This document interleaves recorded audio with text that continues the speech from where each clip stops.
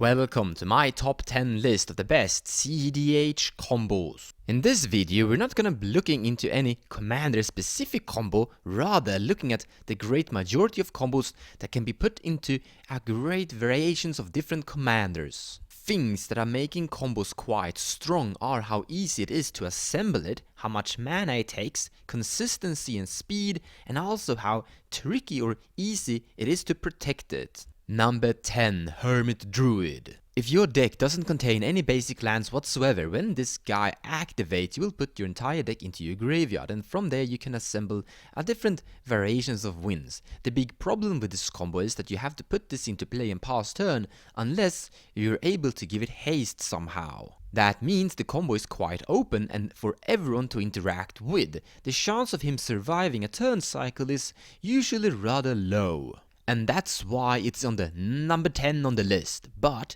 2 mana and only 1 card, so it's quite consistent and fast. Number 9, Birthing Pod, or let's actually call it Kiki Pod. Activate the Birthing Pod and sacrifice any creature whatsoever with CMC free. Then you will find Felidar Guardian that will flicker and return Birthing Pod untapped. Now sacrifice Felidar Guardian and find Karmic Guide that will resurrect and bring Felidar Guardian back into play. This will now flicker Birthing Pod once again. Now activate the Birthing Pod and sacrifice the Felidar Guardian to find Kiki-Yiki the Mirror Breaker. Activate Kiki-Yiki because he has haste and make a token of the Karmic Guide. The token will now resurrect Felidar Guardian, and when Felidar Guardian enters play, it will flicker Kiki-Jiki, and now you have the Felidar Guardian Kiki-Jiki combo assembled. It's a 1-card combo that demands 6 mana to win the game. That's actually quite consistent, but not that super fast. The only big problem with it is that you have to play white and red, which are the weaker colors in cEDH. Number 8, Reanimator. Now this is a combo that can actually do a lot of different things, but usually you resurrect Razaketh or Tidesprout Tyrant. Let's begin with Tidesprout Tyrant. So when you have this big genie in play, let's say you cast a Soul Ring. Now you will turn, let's say, your Mox Opal. But before you do that, tap Mox Opal for some mana. Then when you recast Mox Opal, you can return the Soul Ring. So from here you have infinite mana. If you resurrect the big demon Razaketh, you can sacrifice creatures to assemble some other form of combo. To assemble this, you would need something like Entomb for 1 black mana, and then Reanimate for also 1 black mana, so it's something of a 2-card combo with a different low amount of mana demanded. There is in fact a lot of different variations of cards that will put the big cards into your graveyard, and a lot of different Reanimator effects. This is making Reanimator actually quite consistent. And because you have a lot of different reanimating targets that could somehow win the game for you, it's a quite interesting game plan. Number 7, Auriac Salvagers and Lion's Eye Diamond, also called the Bomberman combo. This combo is actually quite all in, as you activate and sacrifice Lion's Eye Diamond for 3 white mana, you have to discard your entire hand. Then you're gonna activate Auriac Salvager's ability and return the Lion's Eye Diamond back to your hand to repeat this infinitely. But if someone would exile the card in your graveyard or destroy Auriac Salvagers, then you've suddenly just gotten hellbent.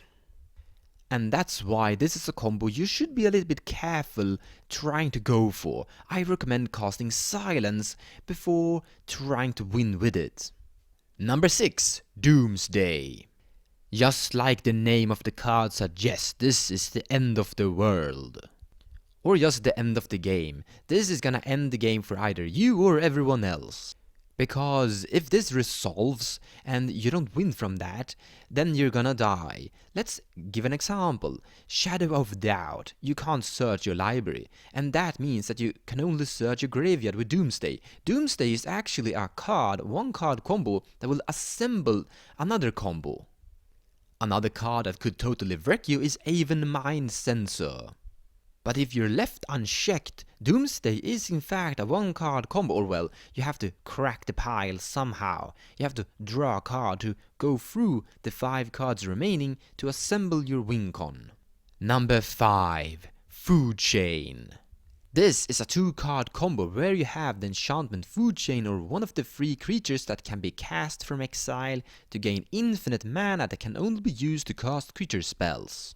From here you can loop your commander infinitely, and if your commander have a cast or ETB effect that will win the game somehow, then this is a valid combo for you. Number 4. Angel's Grace ad nauseam. This is a 6 mana 2-card combo that will draw your entire deck, and you have to win. You can't pass turn unless you're able to gain some life after this. So what you do is that you cast Angel's Grace, you can't die this turn, you can't deck yourself, and your life total can be whatever. Then you cast ad nauseam, and you start flipping cards until you have your entire deck in your hand. Remember, you can't die from the ad nauseam. Usually when you have your entire deck in your hand, you have the win. Just cast some fast mana and cast your real combo. The reason why this combo is actually quite good is because ad nauseam is a really good card in general. And the only card you need to slot in to make this combo really good for your deck is Angel's Grace. That is actually good in some strange situations. Number 3. Consultation, Tainted Pact, Jace, and Laboratory Maniac. Quite straightforward. You win the game if you're gonna draw a card with no library remaining, and Tainted Pact and Demonic Consultation is quite good at getting rid of your library. This is definitely an all-in combo, because if they destroy, let's say, the Jace or the Laboratory Maniac, then you're dead. Still, the combo is quite fast and really consistent, because you only need something like Consultation and Laboratory Maniac, that's a 2-card 4-mana combo, and then just draw a card somehow. But also, the Tainted Pact and Demonic Consultation are extremely good cards in general, they are tutors. And now that we have Jace, which is a mediocre decent card, it's 4 mana and draw a card basically, and that's okay. Number 2, and we're getting close, and I think the number 2 and number 1 are on some equal power level. Here we have Flash Hulk. Flash Hulk is a 2 mana 2-card combo that will win in instant speed, or well, it actually depends on what form of Hulk package you're going for. Some Hulk packages can actually win only in sorcery speed, while the big power from this combo is when you're able to win in instant speed. You can actually win before an other opponent's combo has resolved. So let's say someone is trying to win the game, everyone is casting counter spells, and then suddenly you cast Flash, reveal Hulk, and win above all of the other things on the stack. And that's one of the big reasons why this combo is so freakishly strong. You win from only 2 mana, and you can win whenever you want. It's time to look at number 1, my favorite one, and here we have Dramatic Scepter.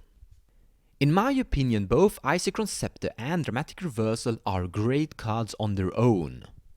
And you don't need any bad cards whatsoever to make this combo functional. For example, if you have a Soul Ring and a Bird of Paradise, and you assemble the Dramatic Scepter, you have infinite mana.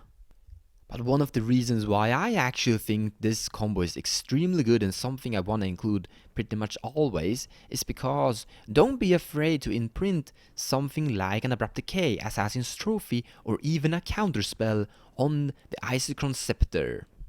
So if you decide that you're gonna go a different path instead of trying to win with this combo because you're failing to get your Dramatic Reversal on your hand, you can use your Isochron Scepter for something else. And you usually have other combos inside your deck. The versatility your deck gains from having this combo inside it makes your deck quite good.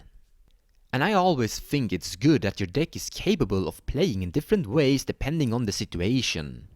And in my opinion, the Dramatic Scepter is one of the most consistent, flexible, and resilient combos we have.